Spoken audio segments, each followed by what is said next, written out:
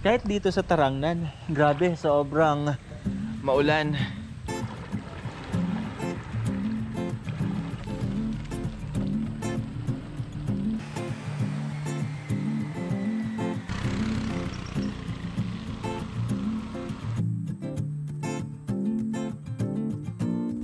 Hello and what is up mga Kajini?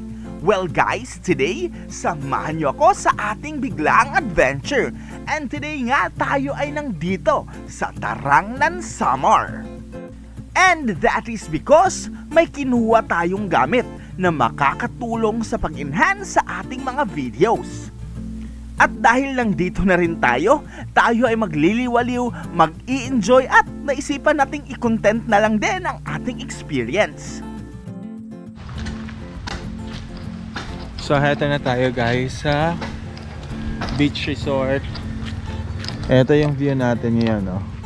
May mga inaayos dito. Nandito tayo ngayon sa Tarangnan, guys.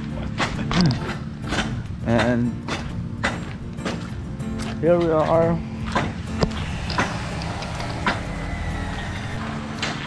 Hindi natin alam guys kung ba't tayo nandito, but we are here. So, may swimming pool. Yan. Pero pambata. Kiddie pool.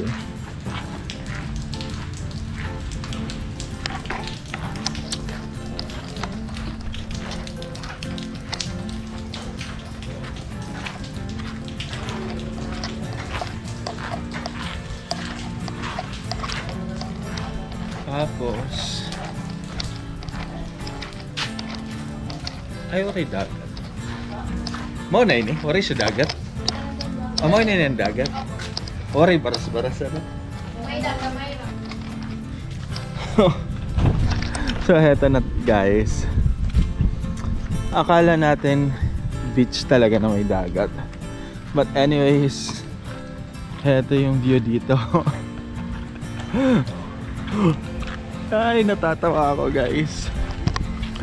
Kasi ang lahat ng pinagagagawa natin ngayon guys, walang plano. Ngayon lang rin ako nag-vlog. Nandito pala tayo ngayon sa Tarangnan. Tarangnan, Samar. And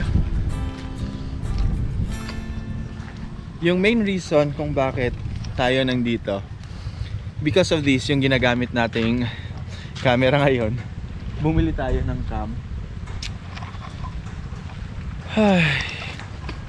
So here's the Rainbow Beach Resort.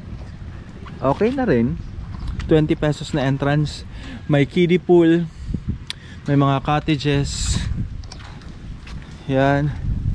Tapos heto na yung buong place. Pwedeng lumabas. Tapos heto na yung pinakadagat. Walang sand. So, tara. Ay. Magbababad tayo guys bago tayo umuwi. Oh, napakainit. Grabe, sarap.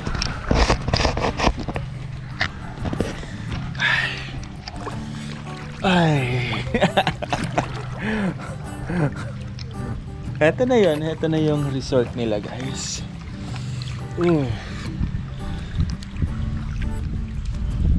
So,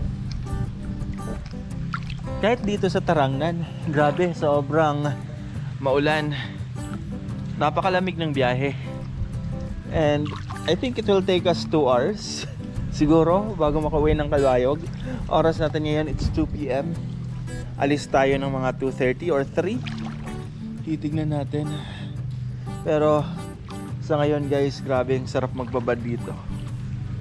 Ay.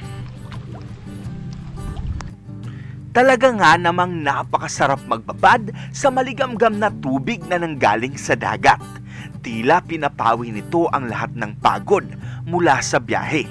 Bagamat naging napakalamig ng ating paglalakbay, ito ay naibsan ng ating maramdaman ang maligamgam na yakap ng tubig. May slide sila guys. Look at this one.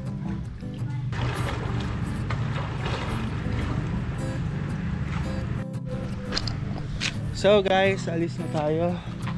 Nangangatog na tayo sa lamig. Grabe, tapos babiyahe pa tayo. So magre-raincoat lang tayo guys.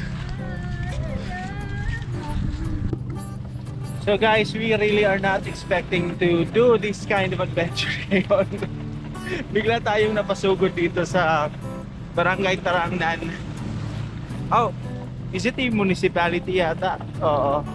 Basta napasugod tayo dito sa Tarangnan, Samar, para sa kamerang to. And we are now on our way home. Grabe, di na tayo nakabalik sa pagligo kasi nalobat yung GoPro. Kumuha lang tayo ng battery tapos di na tayo nakabalik kasi sobrang nangangatog tayo sa lamig. And look at these guys, yung nasa likod natin.